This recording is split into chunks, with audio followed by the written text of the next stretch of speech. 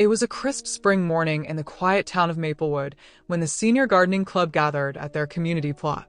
The sun cast a warm glow over the group, Margaret, Tom, Linda, George, and Susan, as they prepared to break ground on a fresh patch of soil. Margaret, the club's spirited leader, clapped her hands and declared, "Let's see what surprises this ground's hiding." The others laughed, imagining they might unearth a rusty coin or a forgotten tool. But then, Margaret's shovel struck something hard. She brushed away the dirt, revealing a tattered cloth and beneath it a bone. A human bone. The laughter died instantly. The group stood frozen, staring at the grim discovery. In that moment, they realized this wasn't just a garden anymore. It was the beginning of something far darker, a secret that would change everything.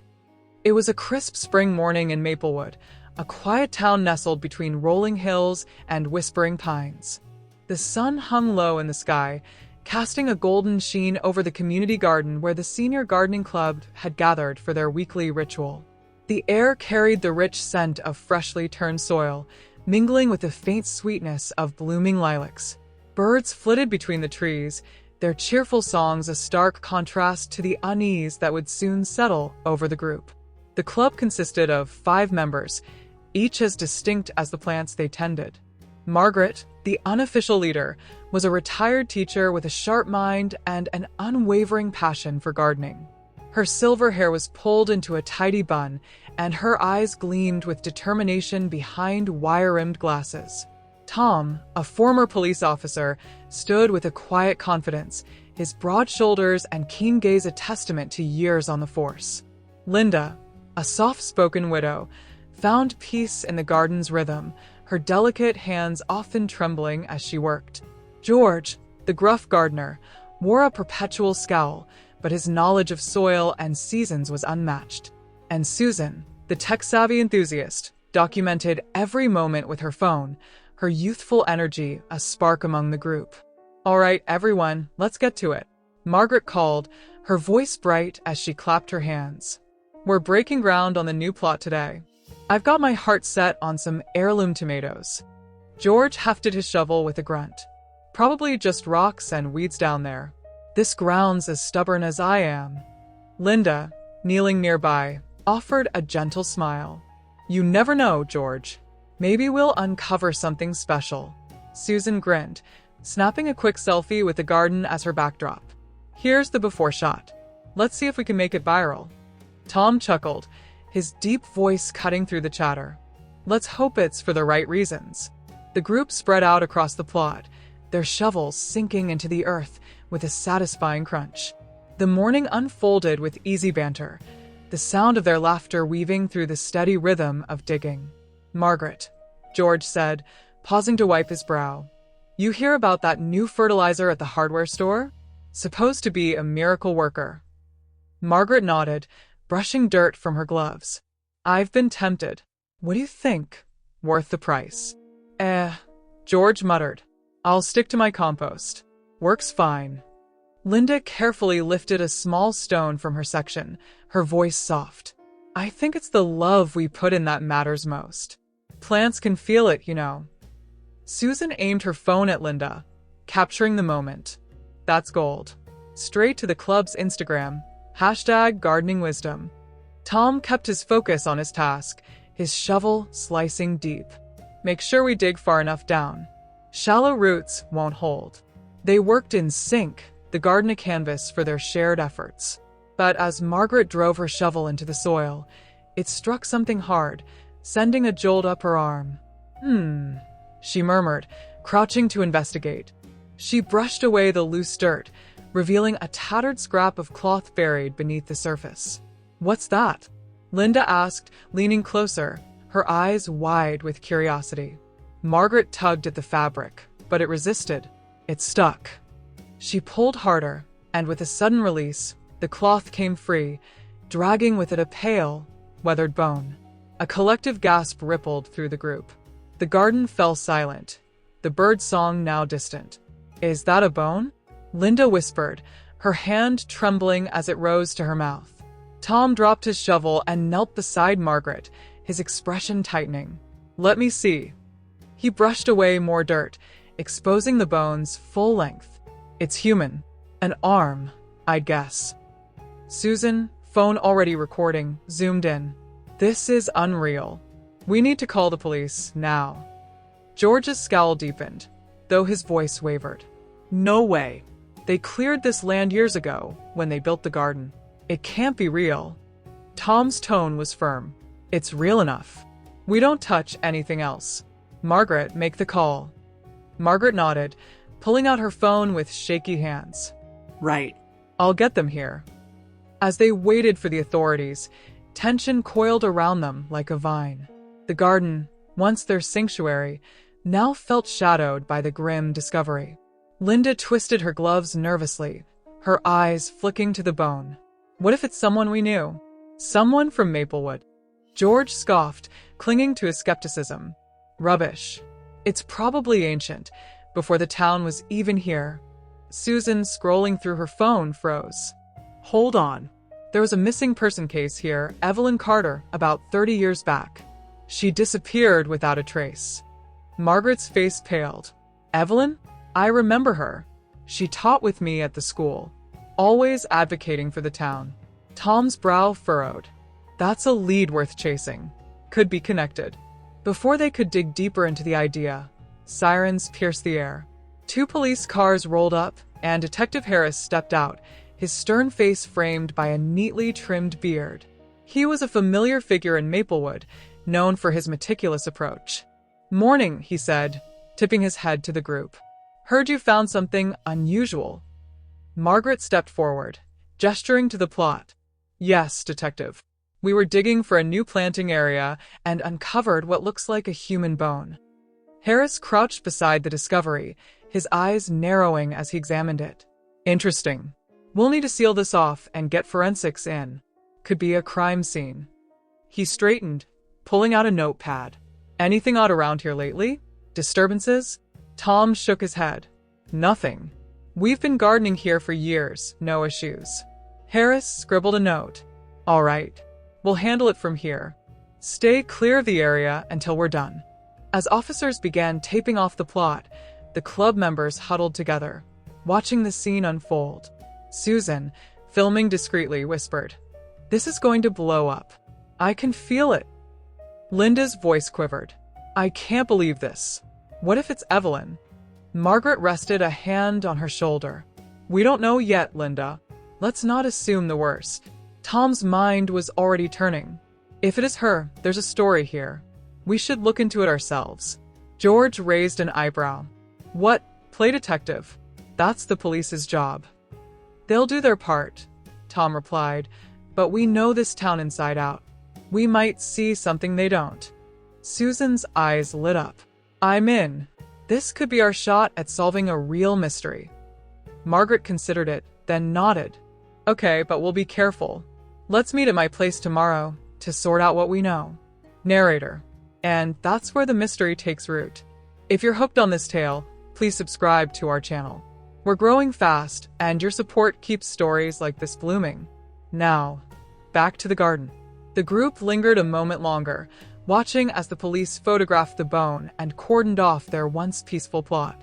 The discovery had shifted something fundamental, turning their haven into a place of secrets. As they walked away, Margaret's voice cut through the quiet. Tomorrow, my house. We'll figure this out. Tom nodded. We can't just leave it to the police. We need answers. With that, they left the garden behind, the weight of the unknown pressing on their shoulders. The morning after the chilling discovery in the community garden, the senior gardening club gathered at Margaret's cozy home, a quaint cottage on a quiet street in Maplewood. The aroma of fresh coffee and cinnamon rolls filled the air, but the usual comfort of the space was overshadowed by a palpable tension. The group sat around the dining table, each member grappling with their thoughts, the weight of the previous day's events pressing heavily on their minds.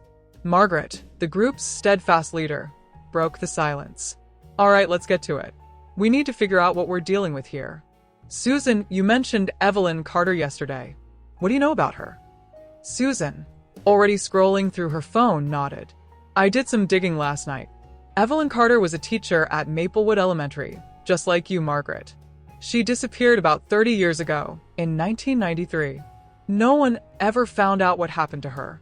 The case went cold. Linda's voice trembled slightly, barely above a whisper. I remember her. She was always so kind, always fighting for the town. She was passionate about keeping the land green, especially the area where our garden is now. Tom leaned forward, his brow furrowed in thought. That's interesting. So, she was involved in the fight over the land. Do we know who else was part of that? George, sipping his coffee, grunted. Oh yeah, it was a big deal back then. The town was divided. Some wanted to sell the land to developers, others wanted to keep it for the community. Evelyn was leading the charge to preserve it. Margaret's eyes widened as a memory clicked into place. Wait a minute. I remember that. There was a developer, Robert Langley. He was pushing hard to buy the land and turn it into condos or something.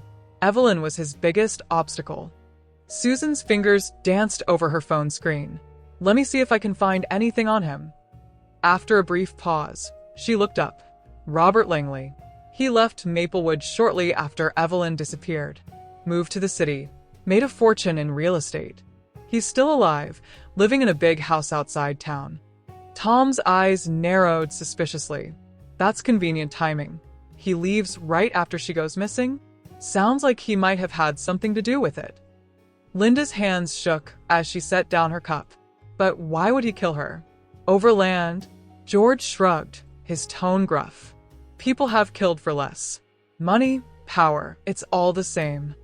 Margaret stood and began pacing the room, her mind racing. We need more than speculation. If we're going to look into this, we need evidence. Susan perked up, her enthusiasm cutting through the tension. I've got an idea. The town archives. They keep old newspapers, meeting minutes, that sort of thing. Maybe we can find something there. Tom nodded in agreement. Good thinking. Let's head over there this afternoon. In the meantime, I'll see if I can get any information from my old contacts at the police station. Maybe they've got something on the case. As the group prepared to leave, Margaret's phone buzzed on the table. She glanced at the screen and frowned. It's Detective Harris. He wants to meet with us later today. Says he has some questions. George rolled his eyes dramatically. Great. Just what we need, more police scrutiny. Tom clapped him on the shoulder with a reassuring grin. Don't worry, George. We'll handle it. We're not doing anything wrong. Later that afternoon, the group arrived at the town archives, a small, dusty building hidden behind the library. The archivist, an elderly woman with a sharp gaze, greeted them with a curt nod. What can I help you with today? Margaret stepped forward confidently. We're looking for records from around 1993, specifically about the land dispute over the community garden area. The archivist raised an eyebrow, intrigued. Ah, yes. That was quite the controversy. Follow me. She led them to a back room lined with shelves of old files and boxes. Everything from that time should be in here. Feel free to browse, but be careful. These are fragile. The group dispersed, each taking a section of the room. Susan, with her knack for technology, quickly located a box labeled Town Meetings 1993 and began sifting through it. Here we go. Minutes from the meetings about the land. Linda, peering over Susan's shoulder, pointed to a page. Look at this. Evelyn spoke at almost every meeting, arguing against the sale. And here, Robert Langley was present at all of them too. Tom, flipping through a stack of yellowed newspapers, held up a clipping triumphantly. This is from the week she disappeared. Headline, Local Activist Missing. It says she was last seen leaving a town meeting. Margaret's voice tightened with urgency. Does it mention anything about Langley? Tom scanned the article carefully. Not directly, but it says the meeting was heated, with strong disagreements over the land deal. Susan pulled out another document from the box. Wait, here's something. A petition signed by Evelyn and others to stop the sale. Langley's name is on the counter petition, supporting the development. George, who had been quietly browsing a shelf, suddenly spoke up. Hey, look at this. He held up a small, leather-bound book. It's a diary. Evelyn Carter's diary. Margaret's eyes widened in disbelief. How did that end up here? The archivist, lingering nearby, cleared her throat. Yes. That was donated by her family after she went missing. They thought it might help with the investigation, but nothing came of it. Tom took the diary gently, opening it to a random page. Let's see what she wrote. He read aloud. October 15th, 1993. Another meeting tonight. Langley is getting more aggressive. He cornered me after the last one, said I'd regret standing in his way. I'm not afraid of him, but I can't shake the feeling that something bad is coming. Linda gasped, her hand flying to her chest. That sounds like a threat. Susan nodded, her expression grim. It's evidence. We need to take this to the police. But before they could plan further, the archivist interrupted. I'm sorry, but you can't take that. It's part of the archives. You can make copies, though. Tom sighed, resigned. All right, let's copy the relevant pages. We'll show them to Detective Harris when we meet him. As they left the archives, the group felt a mix of exhilaration and unease. They had uncovered a vital clue, but the deeper they delved, the more perilous the mystery seemed. That evening, the group met Detective Harris at the police station. He sat across from them, his face impassive. Thanks for coming in. I've got some questions about the discovery. Margaret nodded calmly. Of course. What do you need to know? Harris leaned forward, his pen poised over his notepad. First, how long have you been gardening in that area? Tom answered, About 5 years. We've never had any issues before. Harris scribbled quickly. And you didn't notice anything unusual while digging? Margaret shook her head. No, it was just like any other day until we found the bone. Harris paused, then dropped a bombshell. We've identified the remains. They belong to Evelyn Carter. A collective gasp echoed through the room. Linda's hand flew to her mouth. Oh my God. Harris continued, unfazed. She was reported missing in 1993, but the case went cold.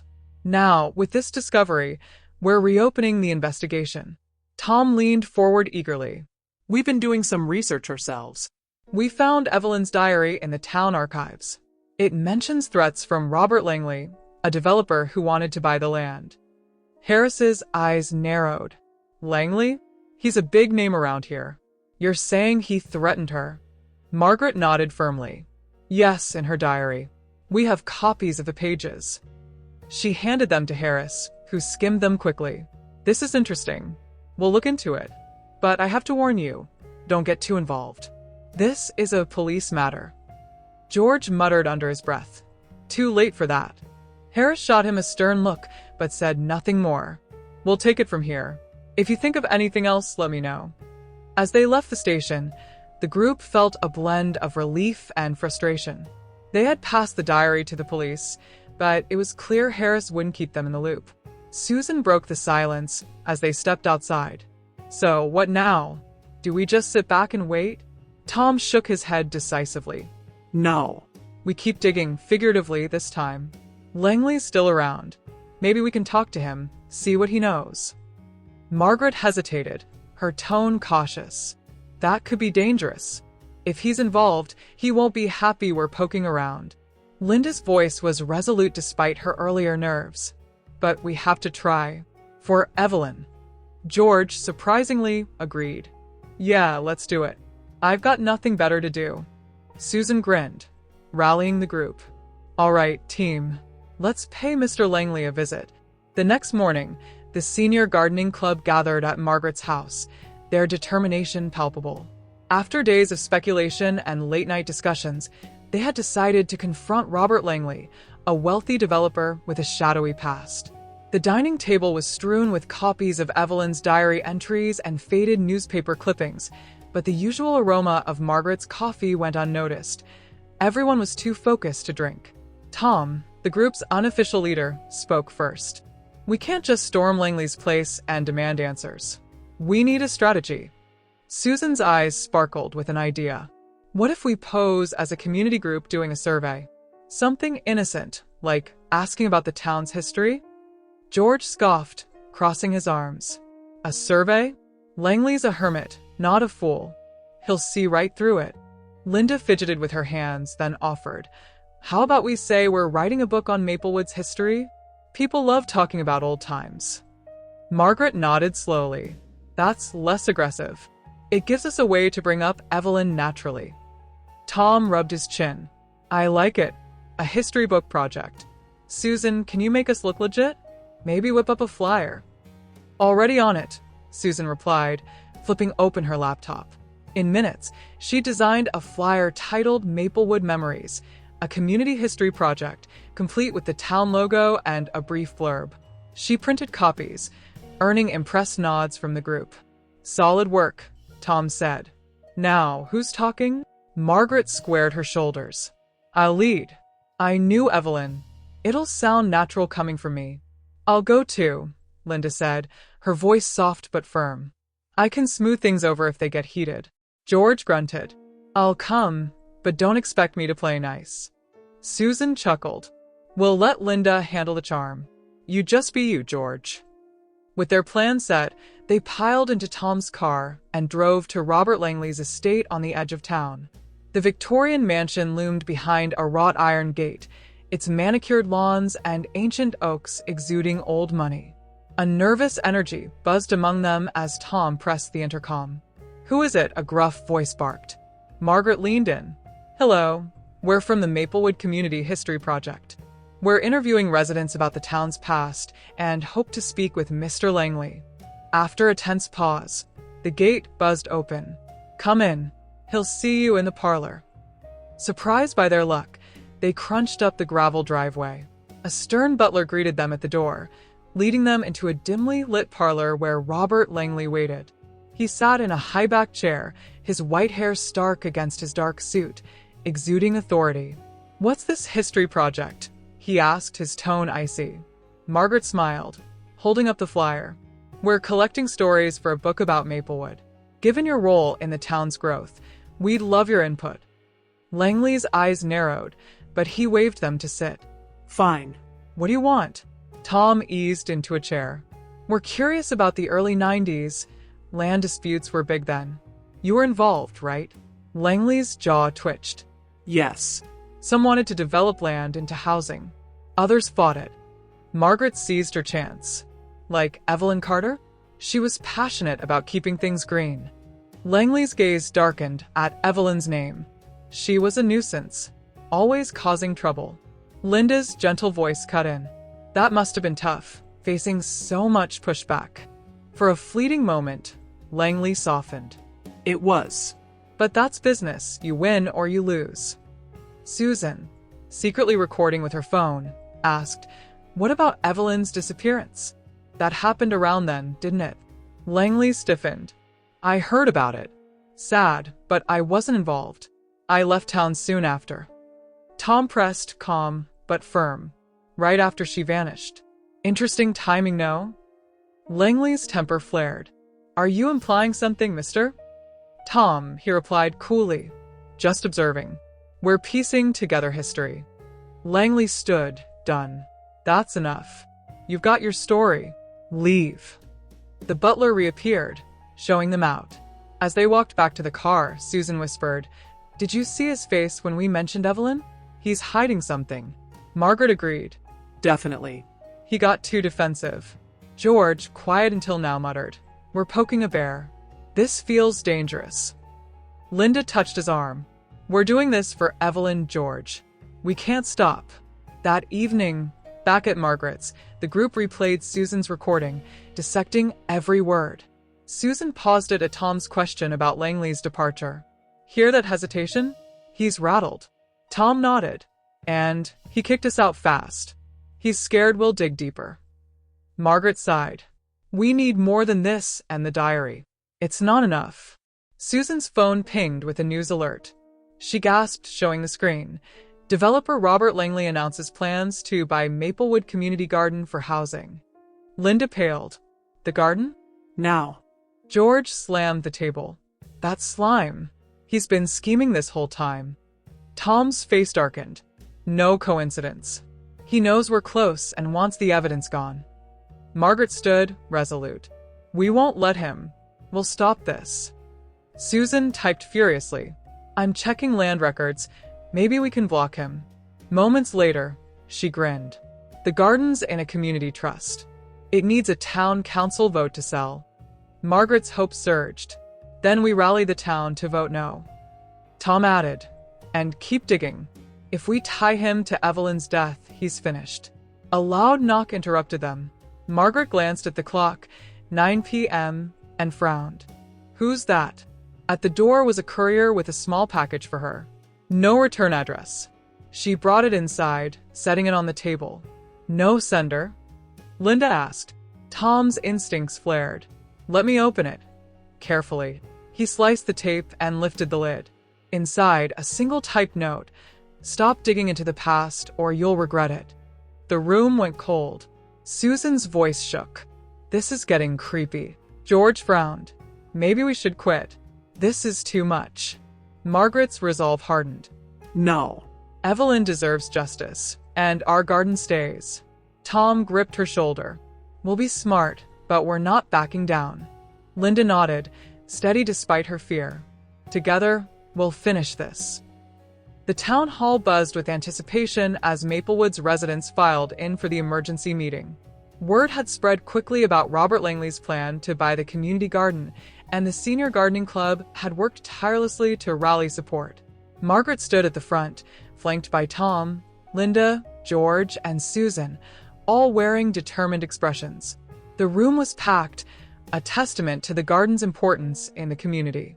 Margaret cleared her throat, her voice steady as she addressed the crowd. Thank you all for coming. As you know, our beloved community garden is under threat. Robert Langley wants to turn it into condos, erasing a piece of Maplewood's history. But this isn't just about the garden. It's about our town's soul. We can't let greed win.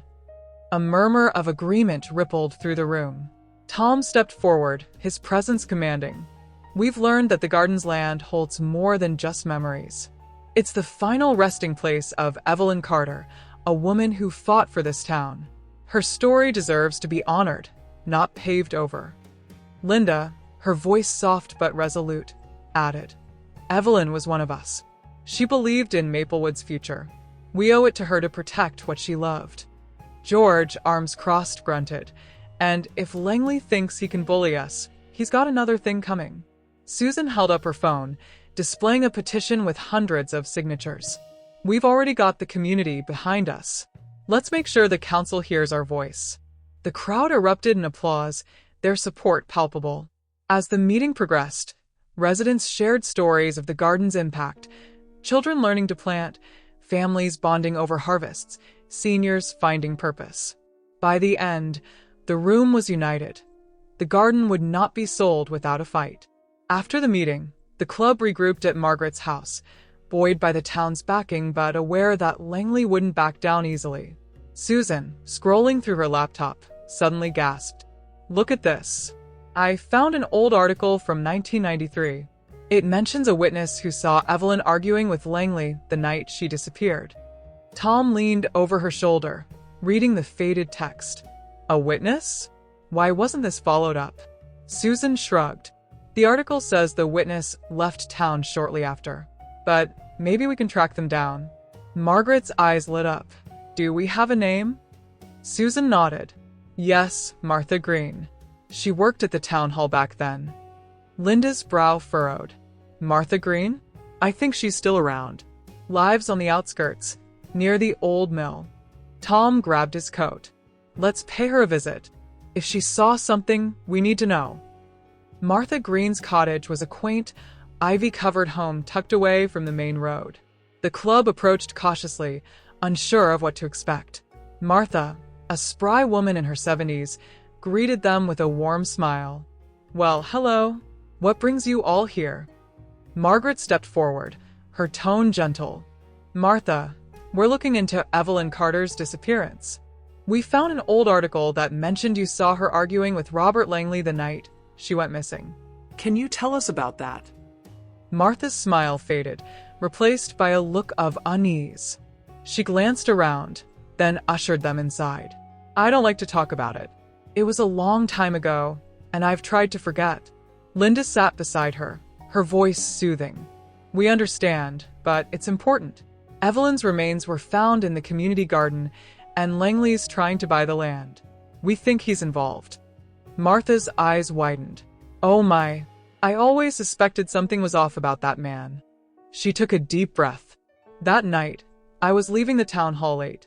I saw Evelyn and Langley in the parking lot, shouting at each other. He grabbed her arm, and she pulled away, looking scared. Then he said something like, 'You'll regret this.' I didn't think much of it at the time. People were always arguing about the land. But when she disappeared, I wondered." Tom leaned in. "Did you tell the police?" Martha nodded. "I did, but they said it wasn't enough to go on. Langley was a big name, and without more evidence, they couldn't do anything. I left town soon after. Too many bad memories." Susan, recording discreetly, asked, "Would you be willing to make a statement now? It could help us stop him." Martha hesitated, then squared her shoulders. "Yes." "For Evelyn, I'll do it." With Martha's statement in hand, the club felt a surge of hope.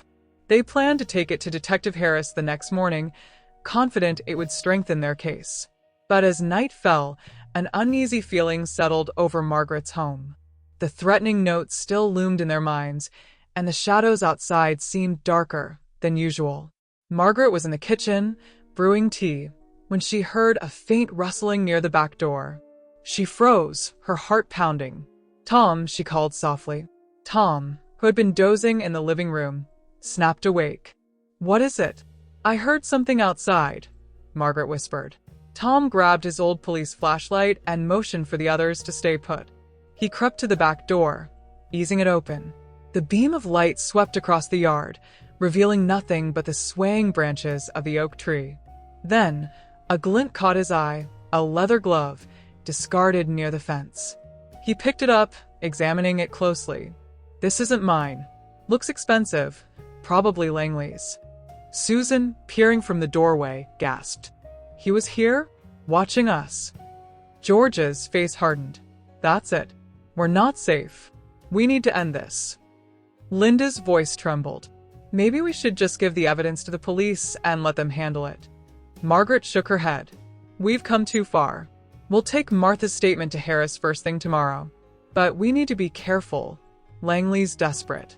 Tom pocketed the glove. "I'll keep watch tonight. No one's getting near this house." The next morning, the club arrived at the police station, Martha's statement and the glove in hand. Detective Harris listened intently as they laid out their findings. "This is compelling," he admitted, "but we need more to arrest Langley. The glove and the statement are circumstantial." Tom's frustration boiled over. "What more do you need? He's threatening us, trying to bury the truth." Harris sighed. "I understand, but we have to follow procedure. We'll question him again, but without solid proof, it's his word against yours." As they left the station, Susan's phone buzzed with a news alert. She paled, showing the screen to the others. Langley's fast-tracked the council vote. "It's tomorrow." Margaret's jaw clenched.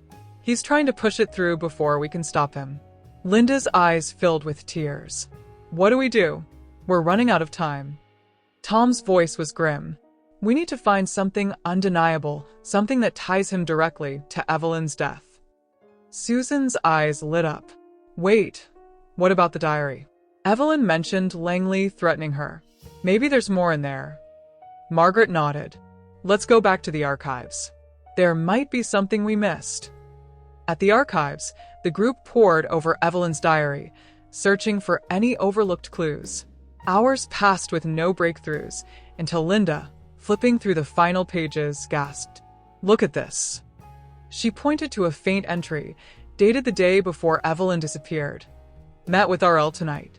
He says he has a compromise, but I don't trust him. If anything happens to me, check the old oak in the garden." Tom's eyes widened. "The old oak. That's the tree in the center of the garden." Susan jumped up. "We need to check it now." The group raced to the garden, the setting sun casting long shadows across the plot. They gathered around the ancient oak, its gnarled roots twisting into the earth. Tom knelt, examining the base. If she hid something, it might be buried here. George grabbed a shovel. "Let's dig." They worked quickly, the soil yielding easily. Then, Susan's shovel hit something solid.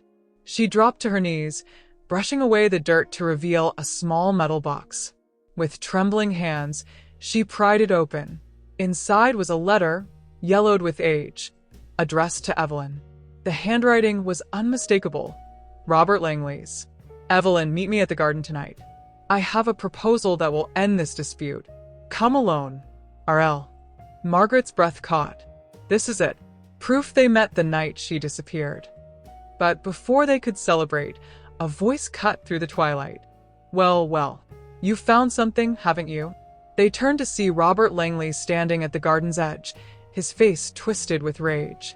Behind him, two burly men loomed, their intentions clear. Tom stepped forward, shielding the group. Langley, it's over. We have the evidence. Langley's laugh was cold.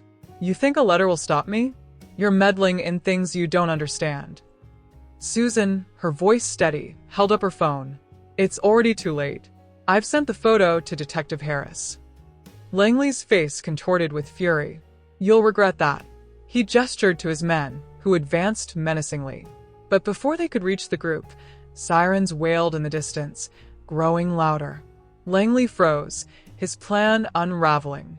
Tom smirked. Sounds like the cavalry's here. Langley's men hesitated, then bolted, leaving him alone. He glared at the club, his voice dripping with venom. This isn't over. But as the police cars screeched to a halt, it was clear. It was over for him.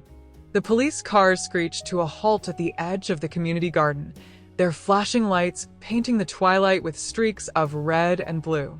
Detective Harris stepped out of the lead vehicle, his jaw set and his eyes scanning the scene.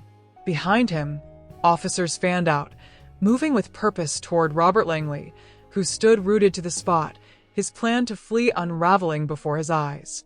Harris's voice sliced through the charged air. Robert Langley, you're under arrest for the murder of Evelyn Carter. Langley's face contorted with fury. This is absurd. You've got no proof, nothing but speculation. Harris didn't flinch. We have a letter you wrote to Evelyn, luring her to this garden the night she vanished. We've got witnesses who saw you arguing with her that evening. The evidence is airtight, Langley. It's finished. The officers closed in, snapping handcuffs around Langley's wrists. His defiance crumbled, and his voice rose in a desperate pitch. I didn't mean to kill her. It wasn't planned. She pushed me too far. She wouldn't stop, and I lost it. The senior gardening club stood a few paces away, their faces a mix of shock and grim satisfaction as Langley's confession spilled out. Margaret, her hands trembling despite her steady gaze, stepped closer. You murdered her because she wouldn't bend? Because she loved this town and this garden? Langley's eyes blazed with a mix of guilt and resentment. She was ruining everything. I offered her money, a deal to step aside, but she wouldn't listen. She was going to tank my development project. Tom's voice was ice as he took a step forward. So you killed her and buried her here, thinking the secret would stay buried too. Langley sneered, though his bravado was faltering. I'd have gotten away with it if you nosy old-timers hadn't stuck your noses where they didn't belong. Susan, her phone held steady in her hand, kept recording. Too bad for you, we did. And now, everyone's going to hear the truth. As the officers escorted Langley to a patrol car, Detective Harris turned to the group, his stern expression softening slightly. You've done something extraordinary here. Without your tenacity, we might never have cracked this case. Margaret managed a small smile. We just wanted justice for Evelyn, and to keep our garden safe. Harris nodded. You've accomplished both. The council votes tomorrow, but with Langley in custody, his development scheme is as good as dead. Linda's eyes brimmed with tears, relief washing over her. Thank heaven. Evelyn would have been so happy. George, his usual gruff edge softened by the moment, muttered. Good. Now we can plant those ferns without turning up any more skeletons. A ripple of quiet laughter passed through the group, easing the weight of the past weeks. The next day, the town hall buzzed with anticipation. The senior gardening club sat in the front row, their nerves taut as the council members filed in for the vote on the garden's future. The room was packed, the air thick with expectation. The mayor, a stout man with a warm demeanor, rose to speak. Given recent events, the arrest of Robert Langley and the discovery of Evelyn Carter's remains, we've received a motion to designate the community garden as a protected green space. A wave of murmurs, hopeful, approving, rolled through the crowd. The council's vote was quick and decisive, unanimous in favor of preservation. The garden was saved. Cheers erupted, and Margaret turned to her friends, her eyes bright with triumph. We did it. We actually saved it. Tom clapped her on the shoulder, grinning. And we nailed Evelyn's killer. Not a bad haul for a bunch of retirees. Susan held up her phone, her smile wide. Got the whole vote recorded. This is going straight online. People need to see this. Linda brushed away a tear, her voice soft. Evelyn's watching us right now. I just know it. George crossed his arms, his tone gruff, but his eyes warm. Enough mushy stuff. Let's get back to digging. Even he couldn't suppress the faint smile tugging at his mouth. A week later, the senior gardening club gathered in the garden for a quiet ceremony. The town had installed a modest plaque in Evelyn's honor, its inscription a tribute to her passion for Maplewood and her devotion to the land. Margaret stood before the plaque, addressing the small crowd that had assembled. Evelyn Carter was a warrior, a friend, and a protector of this community. She believed in us in this garden, and she gave her life to defend it. This place is her legacy, and we'll keep it thriving in her name. Applause broke out, heartfelt and strong. As the ceremony wound down, the club members lingered, soaking in the peace of their victory. Linda knelt by the freshly planted ferns, her fingers grazing the earth. It's calm again, just the way it's meant to be. Susan snapped a photo of the group, capturing their weary but proud smiles. We're tougher than we look. Tom gazed out over the garden, his voice firm. We've shown what we're made of. Age doesn't stop us from changing things. George leaned on his shovel, adding, and we've got the best damn garden in Maplewood to prove it. Margaret's heart swelled as she looked at her friends. To many more seasons together. The sun sank below the horizon, bathing the garden in a golden light. The group stood in easy silence, their connection forged stronger by the challenges they'd overcome. They'd uncovered more than a buried truth. They'd found the depth of their friendship and the lasting strength of their community.